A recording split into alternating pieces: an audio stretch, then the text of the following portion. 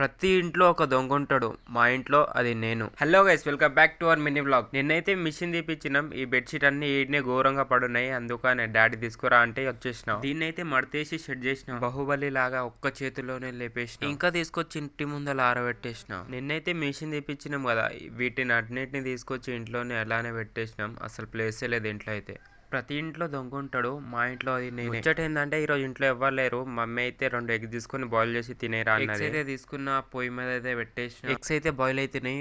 అప్పుడు వరకు దీన్ని అయితే బయటకు పెట్టేది. హాఫ్ మూటలు అయితే తెచ్చి బయట పడేస్తున్నా. తెలుసు కదా ఇవి ఎట్లుంటాయో. చూడండి, ఇవన్నిటిని ఎండబెట్టాలి. ఇప్పుడు అన్నిటిని బయటికి తీసుకొచ్చిన చూడండి ఎట్లా అనిపిస్తున్నాయో బయటికి తెచ్చిన తర్వాత. 3-4 డేస్ నుంచి అసలు ఎండనే కొట్టవచ్చింది. ఈ రోజు ఎండ కొడుతుంది. ఎండ పెట్టడం అయిపోయింది. షాప్ నుంచి హల్కా ఫల్కా తెచ్చుకొని తింటున్నా. మన ఎగ్స్ కూడా బాయిల్ అయిపోయింది. పర్లేదులే, బాగానే ఉడికింది. ఉడకలేదు అనుకున్నాను నేనైతే. మీరు కూడా ఎప్పుడైనా ఇంట్లో ఎవరు లేనప్పుడు ఇలా తిన్నారా? తింటే కామెంట్ చేయండి.